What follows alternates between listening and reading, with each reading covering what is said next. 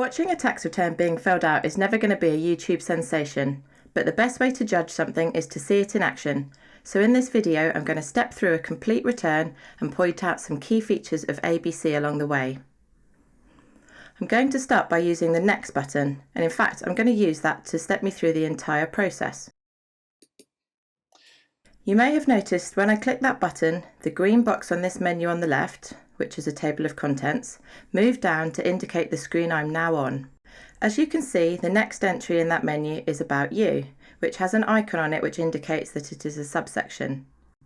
So when I click Next, I step down into that section and can see where I am thanks to this indicator here. Now I've got to the beginning of the form itself, I'm going to start by putting my name in. For now, I'm going to leave the UTR field empty. Let's say I haven't got it to hand, and I'm going to use the Next button to move on. As you can see, the form alerts me to the fact that something's not right on the page, in this case leaving a mandatory field blank, and it prompts me either to return to the screen so I can fix it, or to leave and come back later. Sometimes you don't have the appropriate information to hand, and it's not convenient to have to get it at that moment in time. As we'll see later, the form won't let me submit until I've fixed any errors, and will make it easy to come back and make the required change. Here I'm going to add an email address. And I immediately get an error message if I forget to add the .com, so I'll fix that.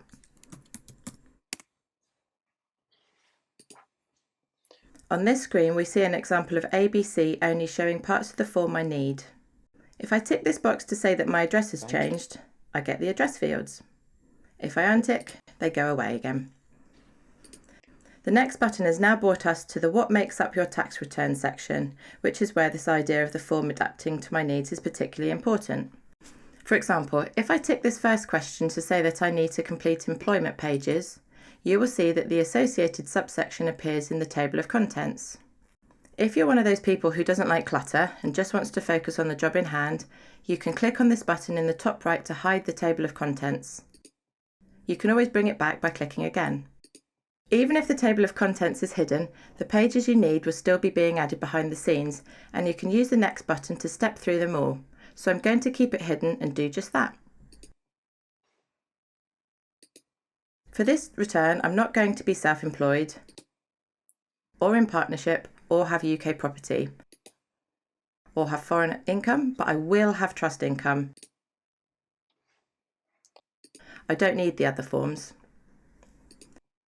Now we have reached the start of the SA100 form itself, and I'm going to start by declaring some taxed UK interest. You will see that instantly a running total of the tax calculation is displayed at the top. At this moment, I'm due a rebate. As I progress through the form, that total will be updated automatically. And if I want to see a breakdown summary of how that is reached, I can click the Summary button to open it in PDF, which I can then print or email. I can now skip through some pages since they don't apply to me.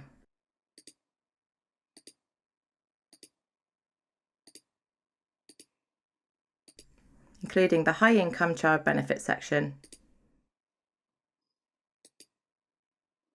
And now we have reached the Employment section, which is here because I ticked that box earlier. If I click the Add button to add an employment, I am prompted for a name of that employer, so the form can label it clearly and I won't get confused if I add multiple employers.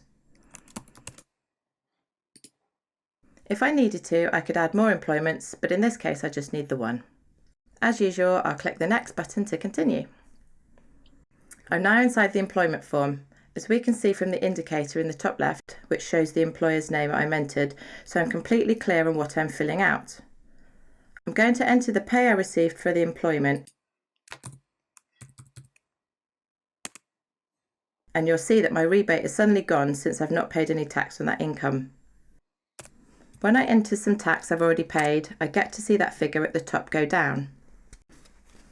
For this next question about tips and other payments, I'm not very clear on what that covers, and HMRC are telling me to read the notes, so I can click the hyperlink, which opens the appropriate HMRC notes document on the appropriate page. Let's close that and fill out these mandatory fields.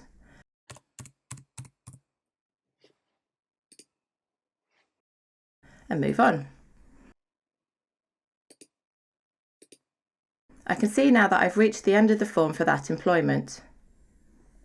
I could now review the list of employments I've added, or add more, but I know I've added the only one I need, so I'll press on. I've reached the trust form, which of course is here because I said I needed it. In this case, I only need to fill out one box, which is for some income I received from a discretionary trust that has already been taxed. So I get the satisfaction of seeing the tax total go down. The rest of the trust form doesn't apply to me, so I can step through it. And now I'm told I've reached the end of that supplementary form. The next screen shows me a summary of this self-assessment, and I get a chance to add some extra information.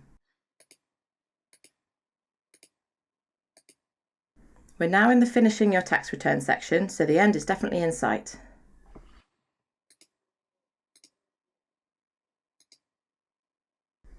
Let's say I want to be sent a cheque, which makes all those boxes go away.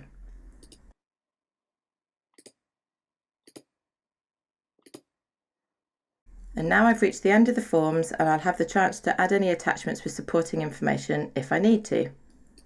Which brings us to the validation status page. At this point, if I've left anything in a state that the HMRC will not accept, I get a list of things to resolve. For example, right at the beginning, I didn't have my UTR to hand, so I left it blank, and so I get a message about that here. To fix the issue, I simply click on the link, which takes me to the appropriate point on the form. I can fix the issue, and then use the back button to get me back to the list. Now I have no validation errors remaining, so I can go ahead to the submission page. This is the point we are going to send data to the HMRC. Up until now, everything is only stored locally on my computer, so this is where I need to dig out my Government Gateway user ID and password. Now those are in, I can submit to the HMRC. I then get progress updates as HMRC receives my submission and processes it. And now it's done. I have a confirmation back from the HMRC, including something called an IR mark, which is a big long code that proves I have submitted and effectively acts as a receipt. If I click the next button, I can see a history of all the submissions I have sent. At the moment, there is only the one I just did, but I can now submit amended returns if I want to, and they will appear on this list. I can select a submission to export that submission as a PDF file. This is the document that was exported. As you can see, it has full details of everything I entered in every part of the form. And because we're printing it after submission, it has that IR mark I mentioned printed on every page as proof that it was what I submitted. You can actually export the whole form to PDF like this at any time using the export button. It just won't have the IR mark because it hasn't been submitted. And that's the end of the whole process. Not ever so exciting, but at least it's not difficult.